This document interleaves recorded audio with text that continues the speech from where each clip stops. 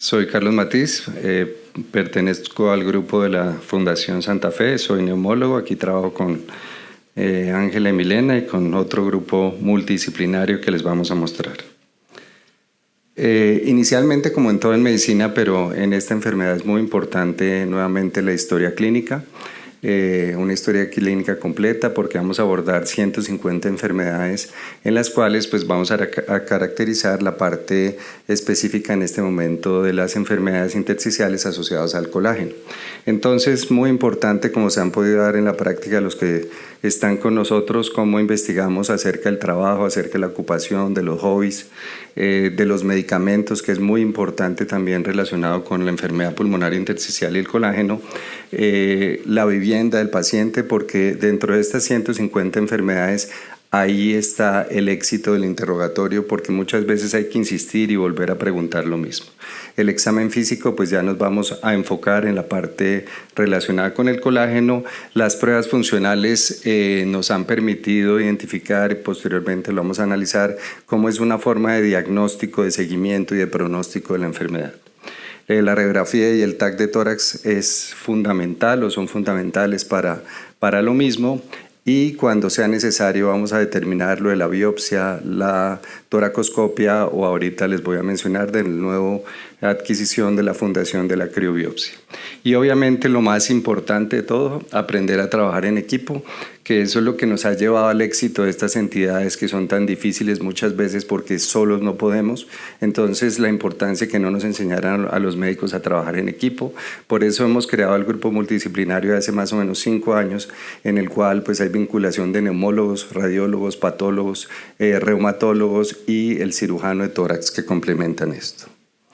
Acá viene más o menos lo mismo, pero el paciente pues con enfermedad pulmonar intersticial y colágeno pues se nos va a presentar muchas veces remitido de la consulta externa por el reumatólogo o porque tengo tos seca y disnea, que van a ser los síntomas principales de esto. Pero ahí viene entonces el abordaje que tenemos que hacer con la realización del TAC de tórax para tener una presunción diagnóstica, posteriormente las pruebas de función pulmonar, los laboratorios de autoinmunidad que son obligatorios y necesarios y tratar de que si lo estamos sospechando por el hallazgo clínico, por la semiología en el examen físico, debemos empezar a pedirlos porque muchas veces pedimos unos y no los pedimos completamente, entonces retardamos un poco el diagnóstico porque hay veces las enfermedades no aparecen como los libros.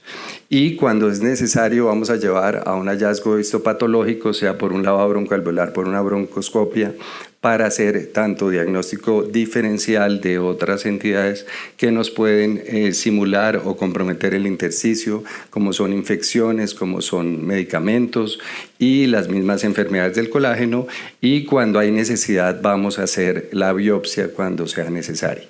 Pero si ustedes se dan cuenta, todo converge en el grupo multidisciplinario. Tenemos que volver a reevaluar porque no nos las sabemos todas y tenemos que llegar a realizar ese análisis con el grupo para definir qué pasos vamos a seguir, si estamos confirmando el diagnóstico o si estamos haciendo un nuevo diagnóstico. Entonces aparecen las enfermedades del tejido conectivo dentro de este grupo de enfermedades que son estas, ahí las mencionamos las más frecuentes. Cabe la pena mencionar 2 grupos que nos causan mayor dificultad, que es el IPAF, que es las enfermedades del tejido conectivo no diferenciadas, que son difíciles de diagnosticar, que se requiere de un patrón radiológico como la neumonía intersticial no específica, la neumonía en organización, que requiere de la parte clínica, de la parte serológica en el cual no es claro la aparición de los síntomas ni los hallazgos semiológicos y muchas veces requerimos de una biopsia. Entonces ese es del grupo más difícil de diagnosticar. Y nos empieza a aparecer el grupo de las vasculitis, que no es tan frecuente, por eso los ponemos ahí, las vasculitis con ANCA positivo, con mieloperoxidasa positivo, que se nos están convirtiendo debido a la búsqueda insistente persistente, estas entidades siempre tenemos que tenerlas dentro de la medición de los autoanticuerpos necesarios para hacer el diagnóstico diferencial. Se ha visto que la polingeitis granulomatosa y la microscópica pueden tener los ANGAS positivos y el meloperoxidasa positivo y nos puede dar un patrón de neumonía intersticial usual o de neumonía intersticial no específica que son bastante severos y que nos aumentan la mortalidad. Entonces, por eso es importante, son patrones nuevos, son entidades nuevas que siempre tenemos que estar presentes, además de las otras que les voy a mencionar. Pero acá existen ciertos llamados. No siempre vamos a encontrar el paciente con enfermedad pulmonar intersticial y eso es lo más común, no. Vamos a encontrar, aquí vemos la serie de entidades o enfermedades del tejido conectivo y algunos tips que nos ayudan a determinar qué patrón tiene el paciente. Entonces, fíjense que la artritis reumatoidea y el Sjögren son predominantemente la vía aérea, los que nos pueden llegar a producir tos, una bronquiolitis importante, una bronquitis importante y pensamos que tiene POC, que tiene asma, pero realmente si buscamos la entidad o la enfermedad del colágeno va a ser característico, especialmente la artritis, el Sjögren, que nos va a comprometer la vía aérea. La enfermedad intersticial ahorita vamos a ver en este lapso de tiempo y vamos a tener dos entidades que nos pueden producir compromiso pleural con mayor frecuencia, como es el lupus y la artritis reumatoidea. Entonces, cuando tengamos serositis, pero muchas veces se sobreponen todas estas semiología y todas estas características del compromiso de la vía aérea, el compromiso intersticial, la parte pleural y por ende me imagino que Ángela les mencionó de la parte vascular, la necesidad de mirar la parte vascular, de medir en la tomografía la arteria pulmonar, hacer descartar hemorragia alveolar, la hipertensión pulmonar obligatoria cuando el paciente se nos presente con tos seca, disnea y una sensación de ahogo que podemos llamar la atención. Entonces, obligatorio, especialmente en los pacientes con lupus y en los pacientes con esclerosis sistémica. Entonces, son algunos llamados para que no vamos a enfocarnos solamente en la enfermedad pulmonar intersticial, sino que tenemos siempre o muchas veces se presentan todas a la vez y nos ayudan al diagnóstico diferencial de estas entidades.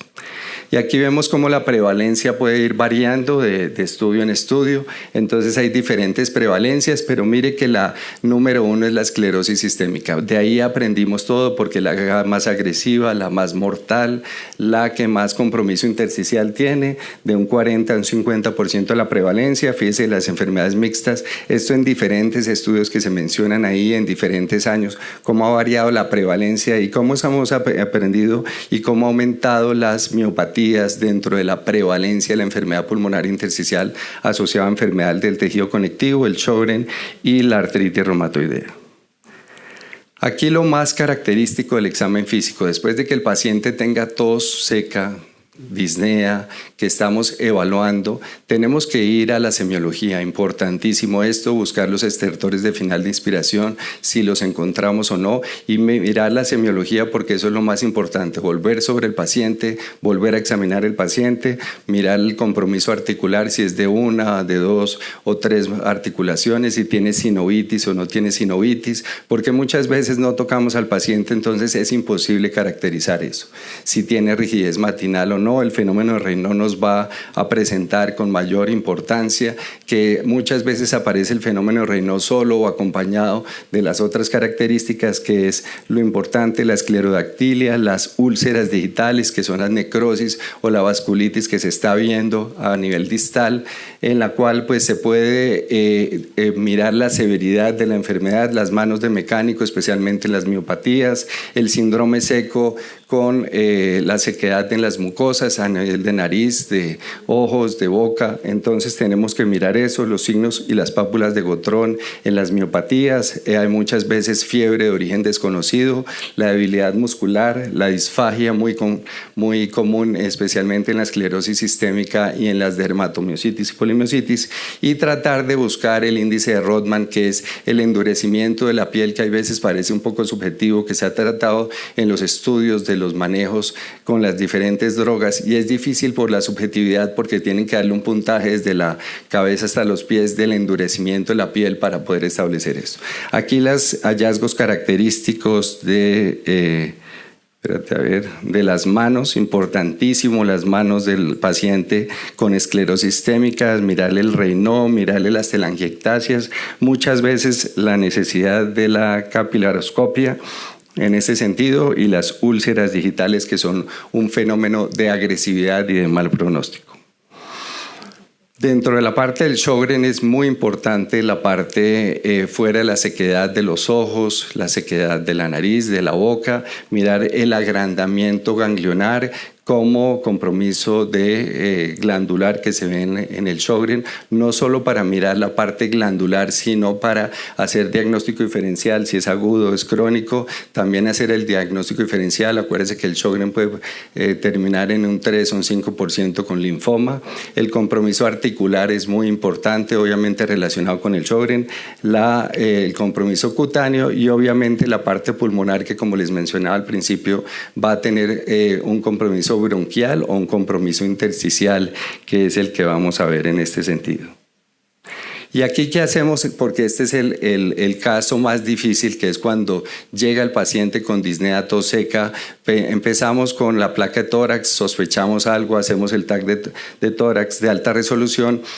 Y si ustedes se dan cuenta, con el transcurso de la charla vamos a ver que este no es el patrón definitivo de nada. Tiene un compromiso intersticial, que es lo que está señalado en las flechas, con un poquitico de panal de abejas, con bronquiectasias de tracción, que estamos viendo acá. Esto sí. Con bronquiectasias de tracción que vemos ahí, un compromiso difuso que ustedes no están seguros que está cumpliendo ningún patrón radiológico de los que hemos aprendido. Entonces, ¿qué vamos a hacer? Vamos a biopsiar a este paciente inmediatamente, vamos a hacer un seguimiento funcional, vamos a mirar, esperar el pronóstico o en qué nos va a desarrollar esto, que es lo que llamamos anormalidades intersticiales o las siglas en inglés, en las cuales el patrón no es definitivo y está empezando la enfermedad pulmonar intersticial. Entonces, ahí viene lo más importante, seguir el paciente. Vamos a caracterizar con las pruebas de función pulmonar y esto es lo característico de la alteración restrictiva. Vemos a mano derecha la alteración, la curva de la alteración restrictiva, que es lo característico de todas las enfermedades pulmonares intersticiales. Pero no todo es tan fácil en la fisiología, porque muchas veces la fisiología nos hace pasar porque no nos cuadran las entidades. ¿Por qué? Porque puede ocurrir un fenómeno obstructivo. ¿Cuándo vamos a encontrar un fenómeno obstructivo? Por ejemplo, en el Sjögren, en la artritis reumatoidea, podemos encontrar una obstrucción porque está predominando la traqueitis, la bronquitis, la bronquiolitis, y vamos a encontrar esa parte. O el paciente ha fumado, como estaban mencionando anteriormente. Entonces, vamos a mirar qué está predominando, si el patrón obstructivo o restrictivo. O la parte restrictiva también, porque se va a ver influido. Uno, por la severidad de la enfermedad. Otro, porque tengo una miopatía, porque tengo un compromiso de la pared o miositis. Entonces tengo limitación para hacer esto. De ahí es útil, por ejemplo, la medición del PIM y el PEM en las miopatías, que nos van a producir no solo la disminución de la capacidad vital forzada, sino que también se puede alterar con la miopatía o alteraciones musculares. Entonces fíjese que esto se puede sobreponer el uno con el otro, y más si el paciente ha fumado. Podemos encontrar otros hallazgos que nos van a alterar la función pulmonar, como es la hemorragia alveolar, con una disminución de la difusión muy importante. Entonces, ahí cómo vamos a ver. Pero si no sabemos esa dinámica de la función pulmonar, no lo vamos a encontrar. Y mirar también entonces la alteración inicialmente de la restricción, hacer un seguimiento. Tenemos que hacer un seguimiento periódico de acuerdo a la clínica del paciente. El paciente se va a empeorar rápidamente o lentamente, entonces tenemos que hacer un seguimiento y mirar la caída del 10% de la capacidad vital o el 15%. O simplemente cuando el paciente llega con disnea, ¿qué hacemos? Si no encontramos la clase funcional, que no es muy marcada, entonces tenemos que recurrir a la caminata de 6 minutos para mirar si el paciente se desatura o no, o qué distancia camina en los metros. Entonces, todo este hallazgo funcional es lo que nos va a permitir caracterizar y mirar la severidad de la enfermedad. Aquí encontramos dos ejemplos muy clásicos: la alteración restrictiva con disminución de la capacidad vital, el BEF1 disminuido y la relación aumentada, y aquí correlacionada con la difusión. Entonces fíjese que es el otro examen que vamos a mirar, en la cual pues la difusión ajustada, el volumen alveolar está disminuido, que es lo característico de esta enfermedad. Pero podemos encontrar cuando el paciente tiene, como les mencionaba, me imagino Ángela, en la cual hay una correlación con la hipertensión pulmonar. Entonces, ¿qué hacemos si el paciente tiene una capacidad vital estable pero una difusión muy caída? ¿Será que ha progresado mucho en la enfermedad pulmonar intersticial o será que asociado a esto tenemos hipertensión pulmonar o hemorragia alveolar? Entonces, tenemos que tener cuidado con el seguimiento, y sumamente importante el seguimiento de la parte funcional. Y aquí lo que los italianos empezaron a mirar, las anormalidades intersticiales iniciales. ¿Qué hacemos? Tenemos que hacer un seguimiento, tenemos que pararle bolas cuánto nos está cayendo, no esperarnos a que nos caiga como en los estudios de 200 mililitros o 187 mililitros, como son los estudios que presentaron con los medicamentos antifibróticos. Tenemos que hacer un seguimiento de las anormalidades intersticiales iniciales y mirar cuánto está cayendo por mililitros, y más o menos si está cayendo el 5% o 50 mililitros cada vez que hagamos una función pulmonar, porque es un hallazgo en el cual nos está prediciendo que el paciente está empeorando. Y acá entonces viene lo que les estaba mencionando, cómo vamos a correlacionar ese seguimiento funcional con la parte radiológica. Entonces vamos a mirar si cae en más o menos 6 meses, 1 año. Antes se decía que hasta 2 años, pero no podemos esperar en un paciente que se nos está deteriorando hacerle hasta 2 años una prueba de función pulmonar para saber si está malo. Entonces tenemos que mirar si cae el 10% o cae el 15% de la difusión, o las otras correlaciones, si cae del 5 al 10% y hay un empeoramiento clínico, hay un empeoramiento radiológico o clínico y funcional del paciente. Entonces, ahí está la participación de nosotros para determinar la severidad de la enfermedad. Y aquí viene la correlación radiológica, que es lo más importante en las patologías de enfermedad pulmonar intersticial asociados al tejido conectivo. Patrones radiológicos que se sobreponen a las neumonías intersticiales que no tienen causa. Entonces ahí es donde tenemos que nosotros, porque estos son patrones, como son patrones radiológicos, patrones patológicos, pero si no le damos una historia clínica, una anamnesis, no hacemos todo ese seguimiento de las pruebas funcionales, no vamos a poder ayudarle ni al radiólogo ni al patólogo en el diagnóstico, porque él semiológicamente va a describir un patrón, ¿cierto? Entonces tenemos que mirar cuál es el patrón radiológico más común en esta entidad, el patrón de neumonía intersticial no específica. Posteriormente, curiosamente, en la mayoría de las enfermedades del tejido conectivo, ese es el patrón característico, pero en la artritis reumatoidea no sabemos por qué hace un patrón de neumonía intersticial usual. O vamos a encontrar alteraciones o superposiciones de patrones. Entonces ahí es donde viene lo complicado, por ejemplo en el patrón de la miopatía con neumonía en organización, o el mosaico de atenuación, que son todas esas áreas de diferentes tonos de grises en los cuales vamos a ver atrapamiento aéreo o signos de aumento del vidrio esmerilado que nos pueden sugerir hemorragia alveolar.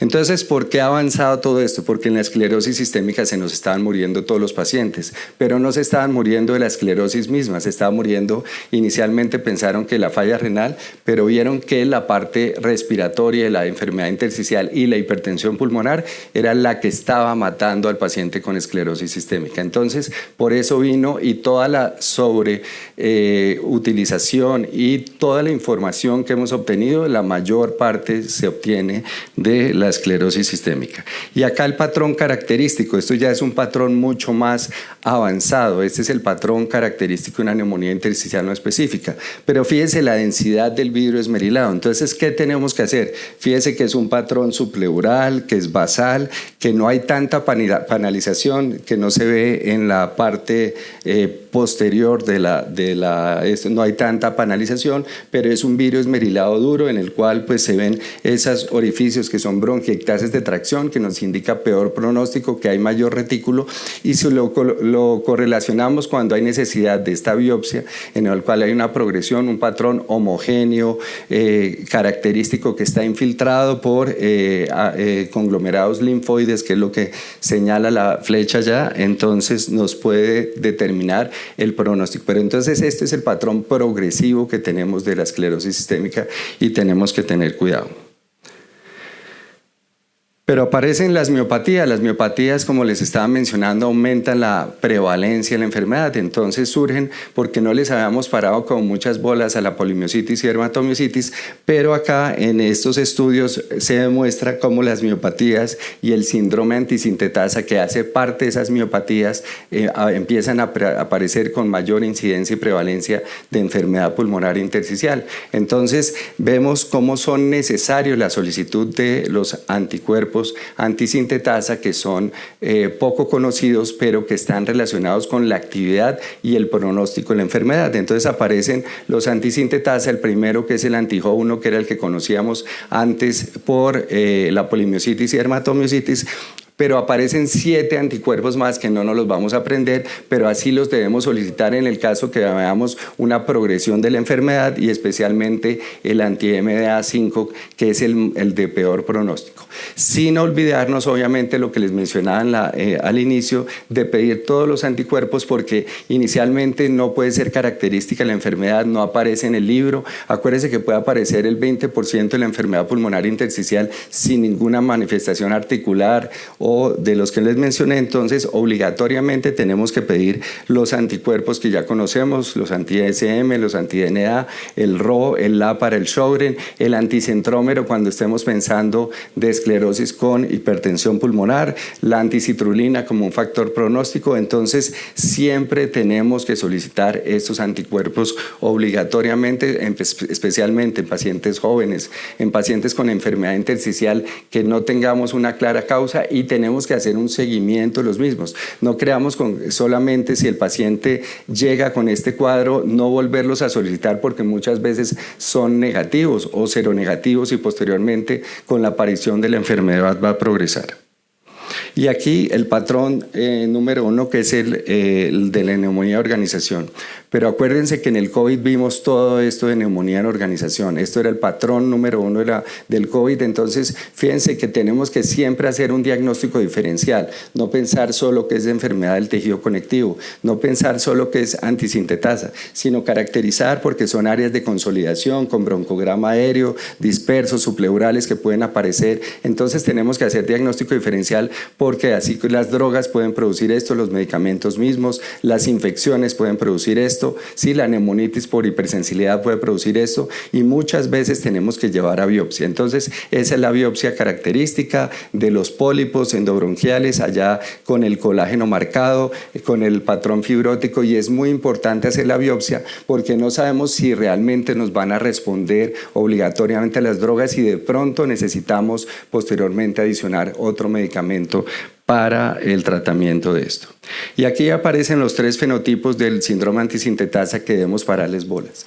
Entonces el antisintetasa claro, con la miopatía, la artritis, el compromiso intersticial, las manos de mecánico, que vamos a buscar la parte citoplasmática de los anticuerpos que les mencioné, y van a tener un patrón relacionado con neumonía intersticial o neumonía en organización. Pero muchas veces esa neumonía en organización y la neumonía intersticial no específica vienen mezcladas, entonces se sobreponen los patrones. Entonces ahí es cuando necesitamos realmente definir la actividad, la inflamación, y llevarnos una biopsia. Pero viene el patrón más agresivo, que es con el anticuerpo anti-MDA5, que nos lleva a la mortalidad mayor, que se comporta, que puede cursar con hemorragia alveolar, con una neumonía intersticial aguda, con una neumonía intersticial progresiva, fuerte, como un SDRA, que nos va a producir un cuadro, y si no lo sospechamos, el paciente se nos puede morir.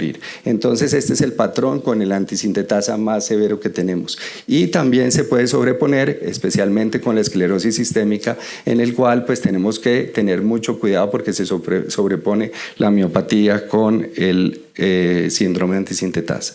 El Sjögren característico, lo que les mencionaba, como les mencionaba anteriormente, el patrón número 1 del Sjögren es la neumonía intersticial no específica, la neumonía en organización, pero aparece esta neumonía intersticial linfoide que antes se creía que era la más frecuente, que fíjese que está caracterizada por quistes, tiene muchos quistes ahí relacionados y el hilio pulmonar prominente. Entonces tenemos que tener cuidado porque esta neumonía intersticial linfoide, que es una neumonía característica del Sjögren, se puede acompañar de linfoma, y eso es lo que vemos en la histopatología. Muchas veces tenemos que llevar a biopsia y encontrar conglomerados linfoides, procesos linfoproliferativos relacionados en el 3 al 5%. Entonces el Sjögren por eso ha cambiado, porque se nos puede presentar de esta forma. Tenemos que tener, no es la forma más frecuente, pero tenemos que tener cuidado porque el paciente con Sjögren se nos puede empeorar.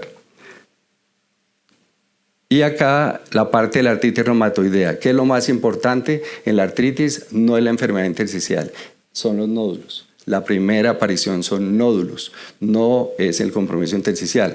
Obviamente los nódulos hacen parte de la enfermedad intersticial, pero vamos a ver los nódulos que muchas veces nos dicen que son metastásicos. No, tenemos por eso que examinar al paciente. Una vez un médico llegó llorando porque le han dicho que tenía cáncer, que tenía metástasis por la lectura de la radiología, y lo que apenas sacó las manos del bolsillo tenía era deformidad articular, la desviación cubital, los nódulos en las manos, y esas eran las metástasis, eran nódulos pulmonares relacionados con la artritis reumatoide.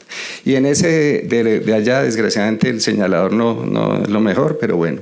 Entonces, ahí tenemos el síndrome de Kaplan, que es lo que se rajan los estudiantes para presentar. No se les olvide, está relacionado con la ocupación, con la antracosis. Entonces, se puede ver relacionado que es el nódulo que está ya cavitado, que está señalado en la esta.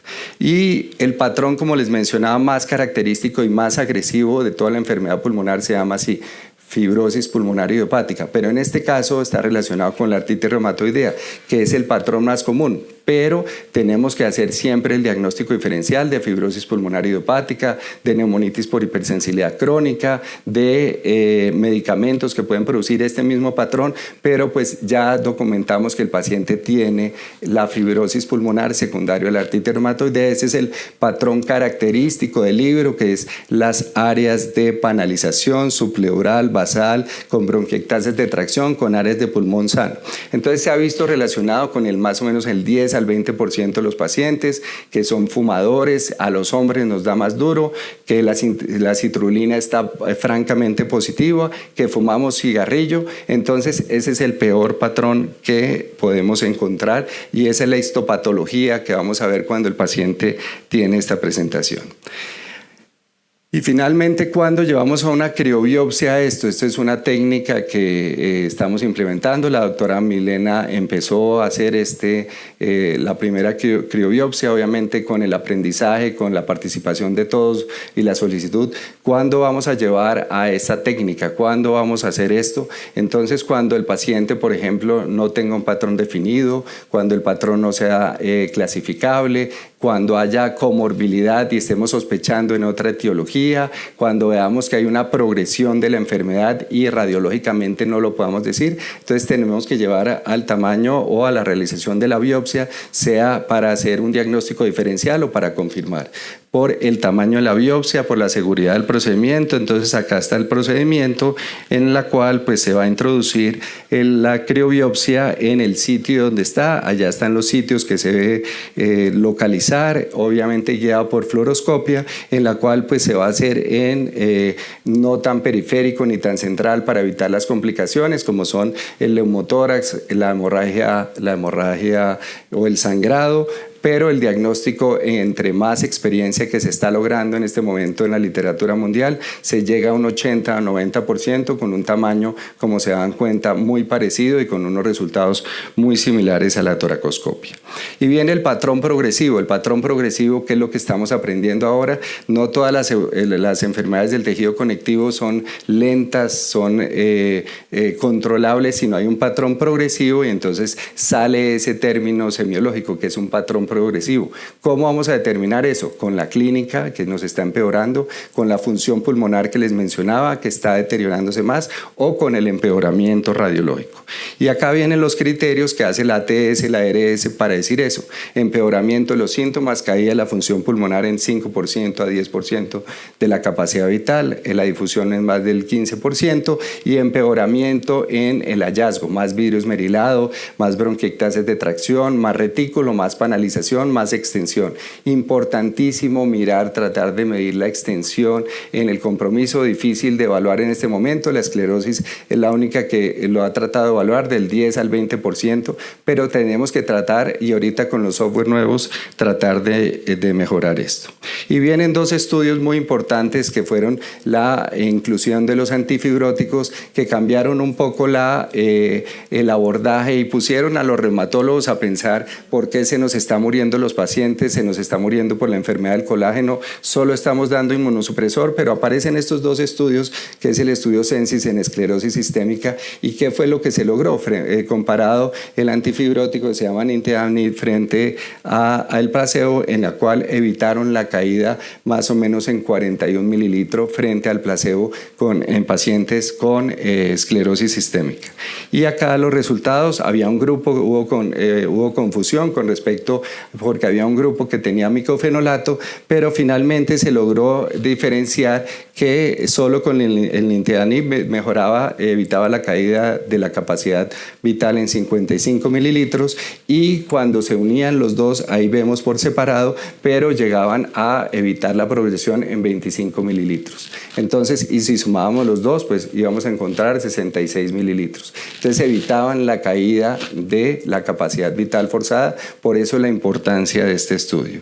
Y aparece el estudio INVILT, que es una pacientes con fibrosis pulmonar progresiva, con un compromiso del TAC más del 10%, con una severidad mucho mayor a nivel funcional, y dentro podían incluir todas las patologías que no fueran fibrosis pulmonar idiopática, pero acá relacionado con la enfermedad del colágeno, 82%, 82 pacientes fueron incluidos con respecto a esto, con artritis reumatoidea, esclerosis sistémica, enfermedad mixta del tejido conectivo, y llamaba la atención que no están las miopatías ahí, que eso es una crítica porque pues no, entonces no podemos extrapolar el manejo. Y acá los resultados del estudio INVILT frente a placebo, se evitó la caída de la capacidad vital forzada en 107 mililitros frente al placebo. En los pacientes que tenían el patrón de neumonía intersticial usual, que es el más progresivo, el más agresivo, evitaba la caída en 128 mililitros, y en los que tenían otros patrones evitaba la caída en 75 mililitros. De ahí vino el advenimiento del manejo con antifibróticos, además del inmunosupresor. Y finalmente aquí aparece una guía que tenemos que discutirla en la parte después del grupo multidisciplinario con los reumatólogos, en el cual, pues basado en la evidencia, basado más o menos en 6 o 7 estudios que son el RELIEF, el RECITAL, el EVER-ILD, en los cuales van basado en la evidencia, pero lo importante es pues la utilización en el manejo de las diferentes enfermedades del tejido conectivo, liderado por el micofenolato con una mayor evidencia, y ahí aparecen las diferentes medicamentos que se están utilizando en primera línea. Una condición que está en contra es la utilización, por ejemplo, de esteroides en el paciente con enfermedad pulmonar intersticial y esclerosis sistémica como una contraindicación para utilizar por el riesgo de la falla renal. Y vemos un manejo condicional con los esteroides en forma crónica. Aparecen los demás medicamentos y ellos lo clasifican en una forma progresiva, y también pues ven la recomendación en contra, sigue siendo la de los esteroides. Llama la atención la condición condicional de los esteroides en forma crónica en este tipo de pacientes, en los cuales se empieza a progresar de acuerdo a los criterios, en los cuales pues ya empezamos a utilizar medicamentos y aparecen estudios con micofenolato y rituximab como una mejoría como objetivo de los pacientes que tenían compromiso intersticial y de la caída de la capacidad vital forzada. y importante la inclusión del Nintedanib dentro de los manejos, no solo como un manejo inmunosupresor, sino un manejo antifibrótico. La perfenediona aparece en uno de los estudios con artritis reumatoideas como una indicación coadyuvante en el manejo de los pacientes que está progresando, y de ahí aparecen pues otra serie de medicamentos que vale la pena analizar con base en la evidencia, a la respuesta, a la tolerancia del paciente, a la toxicidad medicamentosa y a la severidad de la enfermedad.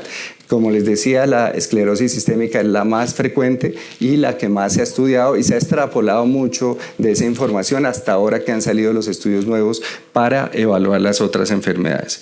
Y aquí aparece un patrón rápidamente progresivo que era la de la antisintetasa con la presencia del MDA5, en la cual pues en un lado dicen que si vamos a colocar esteroides en bolo o no, si vamos a utilizar una o dos medicamentos como el rituximab o el ciclofosfamida, el plasma, el micofenolato, los inhibidores de calcineurina o los JAK1, o si definitivamente hay un empeoramiento muy importante que compromete la vida, entonces debemos utilizar los dos medicamentos al tiempo simultáneamente para evitar la morbi-mortalidad del paciente.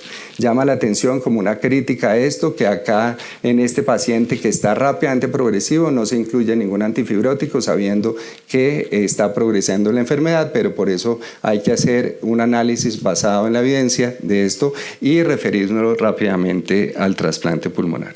Finalmente, este es nuestro grupo. Aquí faltan varios de los neumólogos, los reumatólogos, que hemos aprendido de ellos. Cada vez aprendemos más de todo el grupo, con terapia respiratoria, con rehabilitación pulmonar, que nos ayuda a esto, los patólogos, cirujanos, y todo el grupo es el que ha permitido hacer un crecimiento. Cada semana nos reunimos para evaluar estos.